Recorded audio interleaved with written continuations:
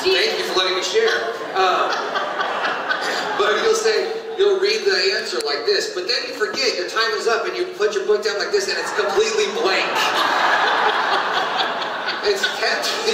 It's tempting to say, if you don't answer your questions ahead of time, you can't share. I don't think that that's right. I think that that can be a little harsh. What I do think, though, is to say, hey, you know, Johnny, it feels like you're going over your time, and I'm wondering if it's because you haven't done your questions ahead of time. Here's what I would love for you to do. I would love for you to write out your answers ahead of time and try reading those a little bit, and then if you have time left, you can expand on it. That way you kind of keep people gently moving forward.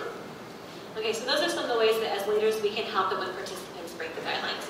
But what do we do if the leaders themselves aren't following their guidelines in their own sharing? That never happens. It's important to remind your leaders that their #1 job in a group setting is to facilitate the guidelines, which keeps the group safe and productive, right? Now, we need to remember that as leaders, we're not counselors, we aren't professionals, we are co-travelers on the road to recovery, right? We are all in this together. So at leaders' meetings and at trainings, make sure the leaders know that the guidelines apply to their sharing as well. It is not a time for a Bible lesson or Bible study from them. It is time for everybody to share. Now, if you have a leader who is constantly not using the guidelines and hears their own sharing, you may need to remove the leader. Now, this is not the first step, however. But after training them, and after going over the guidelines again and speaking to them one-on-one, if they still are not adhering to the guidelines, they are hurting more than they are helping. Yeah, one thing I found a trick about this is if you know that there's a leader who's sort of bad at following the guidelines, encourage them to get involved in training others about the guidelines. So what you do is you say, hey, listen, Jenny, I really need your help in making sure the leaders are following the guidelines in their own sharing. So what I want you to do is take the Advanced Leadership Training Guide, study the guidelines. At the next leaders meeting, train about the guidelines.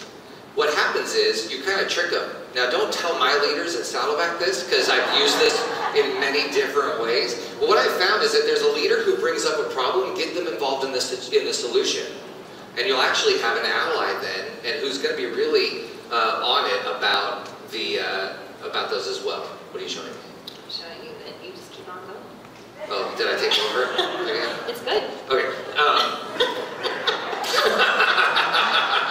I'm going to be in so much trouble. Can I just go to this part? Okay, I'm going to go to this part. So another thing I like to do is in our leaders meetings, we have a guideline training at every leaders meeting. We kind of got this from Mac and Mary because their daughter Cherry took this on at their leaders meeting. And what we do is we make sure that the leaders are trained on the guidelines. Then what I love to do is role playing. So what we do is we break them up into groups, and we do it in gender-specific groups amongst our leaders. And what I'll do is I'll say, one of you is the leader, and somebody in your group is going to fix or crosstalk or share something they're not using. They're going to break a guideline. And what I'll do is I'll have like little cards, or I'll tell the people who are going to break the guideline. It's not just breaking, it's smashing. Like they're destroying the guideline. It's very, very obvious. I don't want that person to have to figure out if they've broken the guideline, right? So if I'm doing crosstalk, I'll have two people like just start talking to each other during somebody's share. And then what happens is the person who's the leader in that situation will have a chance in a safe way to enforce or facilitate the guideline. And we keep using those two words because I think what happens is we talk about enforcing the guidelines, that sort of gives the wrong idea. Because now I'm an enforcer, right? And some of you are like, yes, that's why I do this, because I'm an enforcer. But I think really it's, again, the reason that it starts with us as leaders sharing that way as well is because that helps us to facilitate. So it helps train the leader and then give them practice in a safe context of enforcing or facilitating that guideline. Because if they blow it, guess what? It's going to be funny. They're going to laugh, right? They're going to have a moment. Now, when they get to a real group and somebody breaks the guideline, they've at least had that safe time of doing it, to where now when it feels less safe, all of a sudden they go, oh, this is what really helps. And it also gives them a chance to use some of those helpful phrases, like, please wrap up your sharing. No graphic descriptions, please. no crosstalk, whatever those things are. And I think it's important to give our leaders a chance to do that, to talk about it at every leaders meeting, and about once a quarter to go through this as well. And I think that is helpful, because not everybody is going to feel great about calling someone out on the guidelines. And to be honest, not everybody's going to love it when you call them out on the guideline. They aren't going to be like, oh, thank you so much.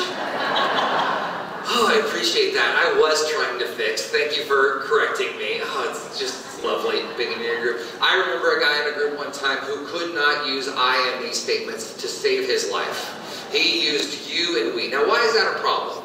Because if you use we statements, now it's not really about me and how I feel. We all share this feeling, but we don't always, do we? So you could say something like, it's like when you go to the doctor and get a shot, and you're nervous because we're afraid of needles.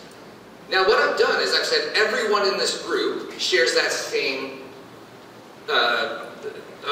fear and that same experience. But maybe I'm not. Maybe that isn't a particular fear of mine. But what it does now is it makes me feel not that strange or not that different, because we all are going, oh yes, we're all afraid of that, right? Instead of I statements. So I just said, please use I and me statements. Now I guarantee you, because this wasn't the first time I called him out on it, it wasn't the first time we had a conversation in private, I like to say it like I said, excuse me sir, please use I and me statements. I guarantee you I was like, please! Use I and me statements, right? And it was one of my earlier groups. And this is not an exaggeration. He took his workbook, he threw it on the ground, and he stormed out of the room. Now, as a codependent, I started to get up to follow him, right? And my leader, my co-leader, put his hand on my arm and just kind of shook his head. He gave me the look. He said, no. And I didn't follow him. The next week, he came back, and he said, I'm so sorry for my outburst. I apologize to the group. And then when he would share from that point on, he'd say, when I, and so it did help. But it was hard. And I know that sometimes it's hard to enforce the guidelines. Sometimes people aren't going to like having people call them out on their stuff. Now, imagine with me, had I gone to my ministry leader and said, hey, this is what just happened. Had he gone, oh, Johnny, when are you going to learn how to do this right? Come on. Do you think I'm going to enforce that guideline the next time? Absolutely not. As ministry leaders, we have to understand that sometimes our leaders are going to blow it when they facilitate a guideline. They're either going to let it slide too much, or they're going to enforce them too strongly. And what we have to do is train them and lovingly guide them, but not condemn them and not shame them and not just pull them out of a group because they blew it one time. We have to give them grace, and we have to have training moments. It's so important to have a training coach. It's so important to have encourager coaches, because they can also meet with the leaders. And I've said to our group before, hey, after we've done this role playing, if you have more questions, Tim and Dovey, our training coaches, would love to spend time with you, meeting with you on the guidelines. And then I have our encourager coaches follow up with that. Hey, I'm so proud of you for having that, the strength to go meet with Tim and Dovey and ask questions about the guidelines. Anything you ever need, please call me and let me know. There's this misconception that ministry leaders are the only ones that can answer questions. We're the only ones that can help out when a leader needs help about the guidelines. Share that, distribute that, and say the training coaches are great at helping with this. But we have to understand that in a lot of cases, not just in the guidelines, but in a lot of cases, our leaders are going to make mistakes. Guess what? That's great. It's great because they can learn from that mistake. Pastor Rick Warren, our senior pastor, always says, you're allowed to make a mistake every week. You just can't make that same mistake every week. Because if you make the same mistake every week, you're not learning. But if you make a new one, great, you're just trying new things. So for our leaders, if they make a mistake, help them figure out, well, okay, here's what I would do in that next situation. Thank you for enforcing the guideline. Next time, just don't make anybody cry, right? Or, I know it's so hard to know what's crosstalk and what's not crosstalk. I want you to follow your instinct on that a little bit. If you feel like somebody's saying, oh, I get exactly how you feel about that, or I love what Johnny said. sounds like a good thing. Well, if I get comfortable saying I love what you said, next step is I'm going to say I don't agree with what you said. And second of all, when I say something, I'm under the impression that nobody gets to talk about what I just said. And so we just have to keep those things going. It's why it's so important. Another thing that keeps your group safe is to form a team. If you are a ministry leader and you're trying to do this on your own, your group is not safe. Because you are going to burn out. You are going to fail. I don't mean that in the you're going to have a moral failure, you're going to relapse, but you're just going to go, you know what, I'm going to stay in bed on Friday night because that's just too much work for me.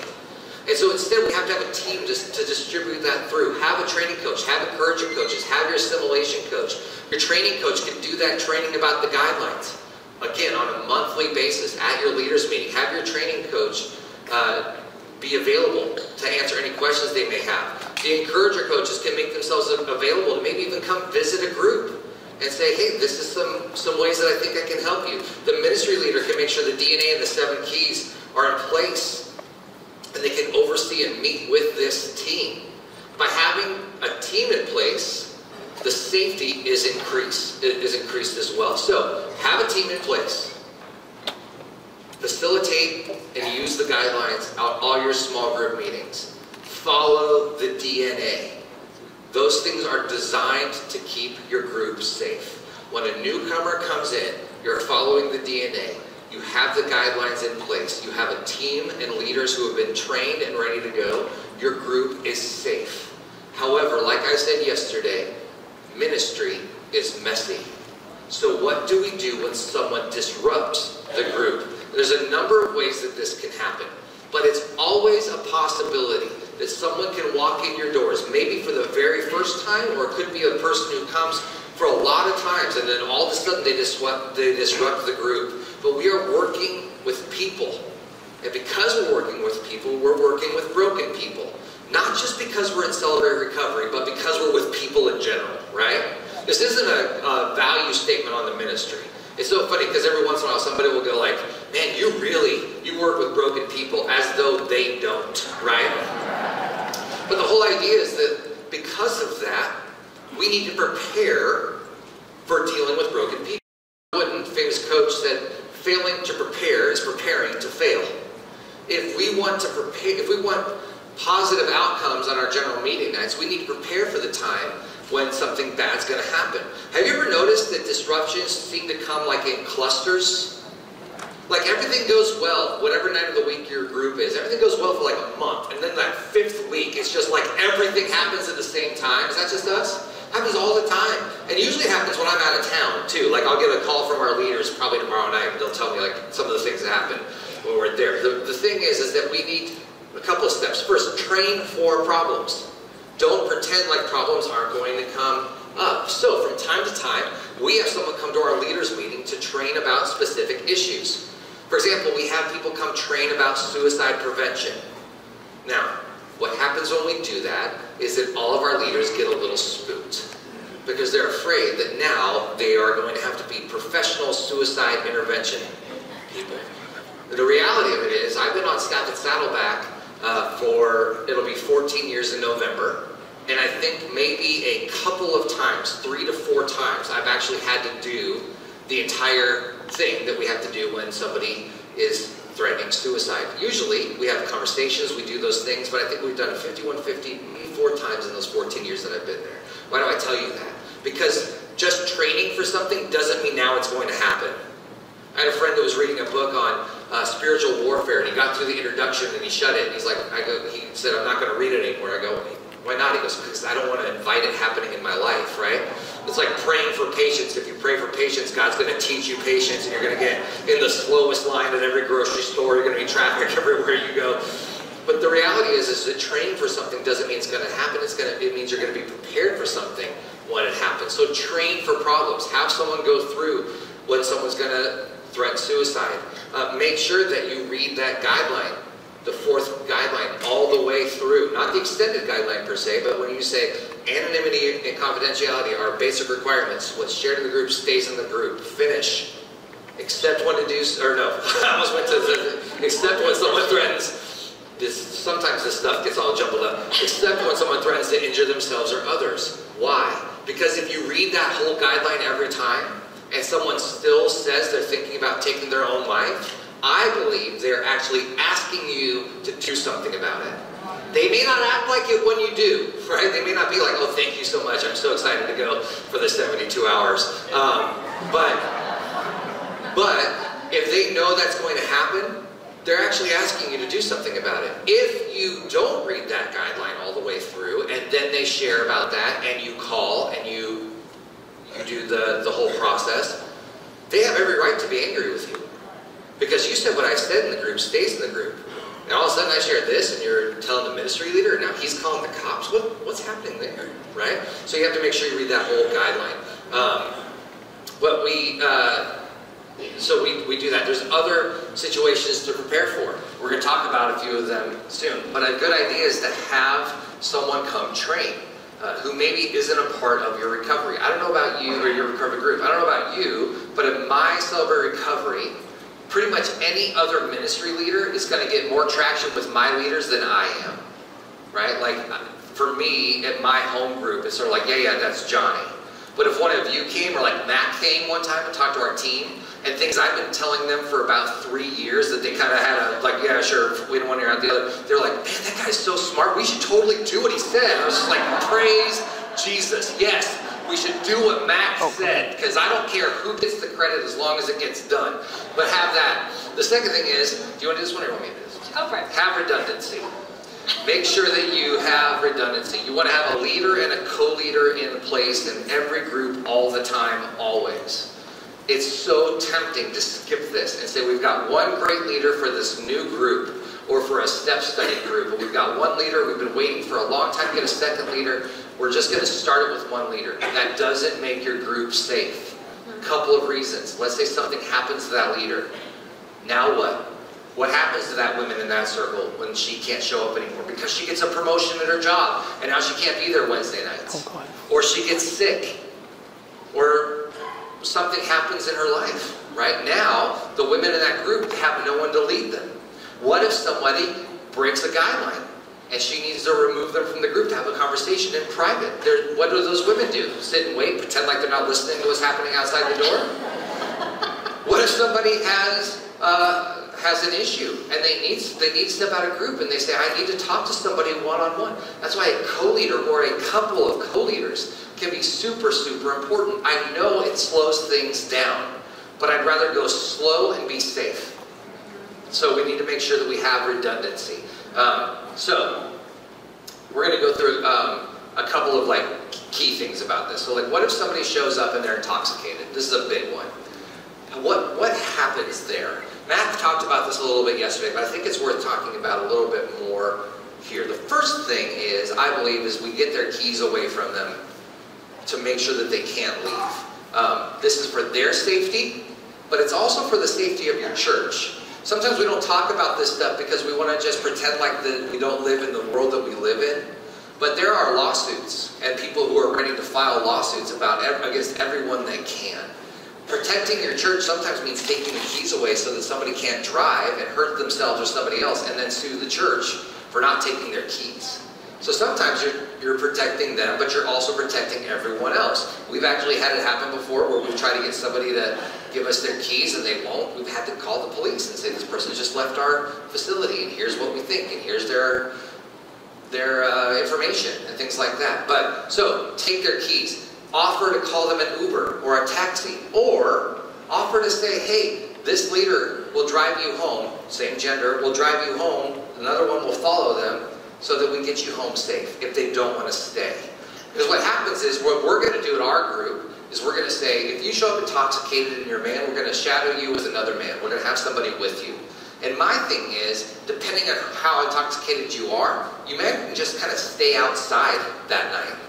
You might kind of stay away from the group and have a little bit more of a conversation between the two of you to help you with that. I'm proud of them for showing up to celebrate recovery, but I also can't have them affecting the safety or triggering someone else by them being there.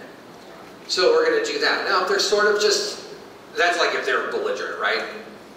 you kind of have to have, again, sometimes this takes just sort of being involved and not having a script, but just kind of meeting with the person and going, okay, it sounds like to me by talking to this person, he had a couple of beers at dinner. Again, I'm not minimizing that, but what I'm saying is he's not falling down. He's not, you know, hurting people. He's not whatever. He's just shouldn't be in the group setting. What we might do is say, hey, you can attend your group, like Max said yesterday, you're just not going to share in your group. Why? Because again, that's not safe for the other people. We sometimes get this misconception that we're there for just that one person. And we are there for one person. But not if it's going to affect and make everyone else unsafe. Because each one of those other people is one person. Right? And so who decides who is more important in that situation? We can't make that decision. So what we have to do is say, I can keep things safe. So if someone shows up intoxicated, don't let them leave. But don't maybe let them share. I like to have somebody of the same gender hang out with them and spend time with them and keep them safe for the rest of the group as well. Again, that's not in the DNA. It's what we do. I think it's the best practice. But it's something to think of. In our next session, you're going to hear a lot about the opioid epidemic. And one thing that we've started to do is there's a product called Narcan. I think John will be talking about this later. But we make sure that our security and our medical team has that on them. So that if someone comes and they have an overdose, we have that to take care of them. I wish I was saying I was making this up, but I'm not. This is happening more and more often. Now, I know I say that, I say security and medical team, and you're like, yeah, that sounds really nice. That sounds awesome. Good for you. I get it. But I would say, if you can, try to make those things happen. And what you may need to do is offer to get some training for some volunteers. Hey, is there anybody here who would go to the security training? Maybe you have some off-duty police officers in your community that can come serve as a volunteer in that way. I don't know all the ways that that's going to work for you. All I know is that having security has been so helpful for us. We had a gentleman a couple of weeks ago go to pick up his child from Celebration Place. And our leader of that classroom felt like he was under the influence. And in that regard, we can't send that child home in good conscience unless we do something about it. So I actually was out of town. Pastor Danny was there, and I got some text saying, hey, this is going on. And Pastor Danny went and met with the gentleman and the leader, and he said, this is what we think, and here are your options. We can call the police, and they can come, or you can find, you can call your ex-wife, and she can take, but you don't get to leave right now in this way. The gentleman was not happy with us.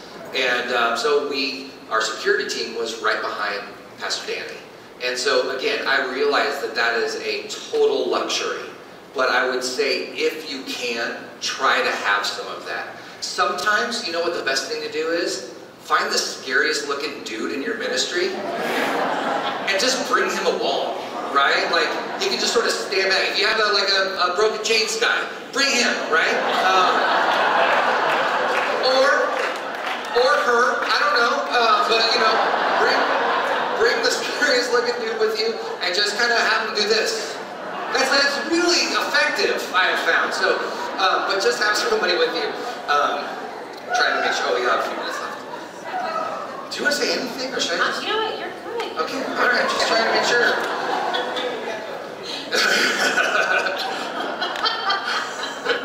Now here's the big thing. This is one of the keys. One of the keys to keeping your group safe is that the leaders in your ministry and ourselves as leaders, we work our own recovery. Amen. If you want to keep your group safe, make sure the leaders and yourself are working their own recovery. Here's why. If you're not, you're just helping those people. And people will sniff that out. And you're no longer safe. If you're not in the group, you're no longer safe. One of my favorite things to do when I teach a lesson is to say, here's what I want you to do. Look around. Our leaders wear name tags on lanyards. And I'll say, look around and look for somebody with a lanyard and a name tag. That's a leader. Here's the cool thing about our leaders. Every one of them is currently in recovery. Not one of us is done, right? Not one of us is visiting. We're all currently in our recovery program. That keeps your group safe. So make sure that your leaders they don't feel like they're graduated. They don't feel like they're better, right? They're still working. They're still going through their process. Maybe a new issue, but they're still working on their process. Now that kind of brings me to another thing that keeps your group safe, and it's the way that we identify ourselves. Sometimes, and I'm not saying that everybody has to identify themselves the same way. So like I identify myself as I'm Johnny. I'm a believer who struggles with alcoholism and codependency. Now when I do that, there's a couple of things. I want people to know my name, I want them to know my identity is found in Jesus, and I want them to know my area of struggle. Now, I've been sober for a while. Why do I say I still struggle with alcohol? Because the minute I think I don't is the minute I relapse. So I say I still struggle. The other thing is, I struggle with way more things than alcoholism and codependency. But I don't list them all when I identify myself. Why? One reason is that's not a meeting. That's me introducing myself. The second thing is, a newcomer is going to hear that and go, these people are messed up. Or they're going to think, wow, I have to get up there and do the same thing. I have to tell everybody every reason I'm here. The first time you come to a group, it's hard even just to say the reason you're there. So I don't want to give everybody this big barrier. The third thing is, some of my character defects we don't have groups for. So I don't want to identify as something that somebody goes to our information table and says, hey, Johnny said he struggles with this thing. He struggles with worry. Where's the worry group? And now our assimilation coaches running the table go, we don't have that group. So why do you say it from upstairs, on stage, right? It's why I don't like it when men say, I struggle with lust. If you struggle with sexual addiction, say that. We have a group for sexual addiction. We don't have a group for lust. Now, if you do, fine. But we don't at Saddleback. So what I'm suggesting is limit the amount of things that your people say from stage. I'm not talking about in a group situation. Stage and maybe open share group. Because we have newcomers, we want to be newcomer friendly. From stage, saying, I'm a believer who struggles with the following things. Now, some people like to say, I'm a believer who struggles with this, my name is so-and-so, fine. Some people like to say, I'm a very grateful believer in Jesus Christ. I don't care, that's fine.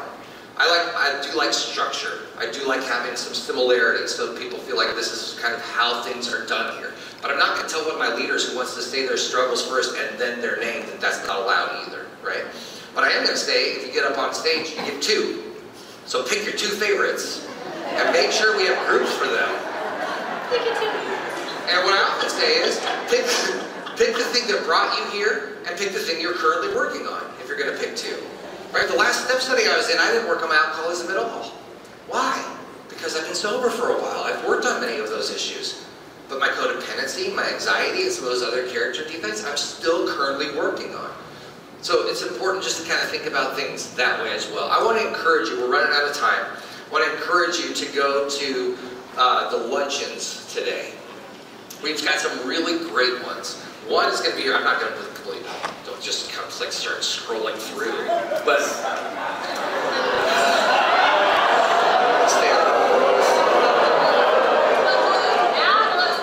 have I told you how beautiful you look today? Smoking. Love you so much. Yeah. There's a couple that I really want to suggest you go to if you're interested specifically in keeping your group safe. One I think is going to be in this room, and this is the one that if somebody from your team should go to, and that is meeting with your state rep. Jenny and I actually aren't going to have time to answer questions right after this. We usually like to kind of stay and answer questions. We're not going to be able to because we have things we have to run to after this. But I would say your state reps are really great at answering a lot of those specific questions that I'm sure have been brought up since we've been talking about this. So that one. And the second one, the reason I'm talking about this is I believe we also have a luncheon today for our mental health ministry.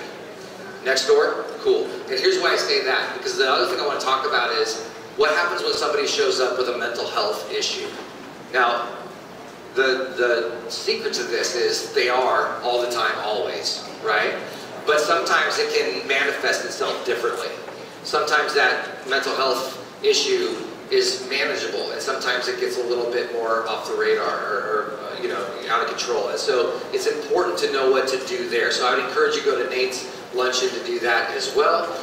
Last one I'm going to talk about.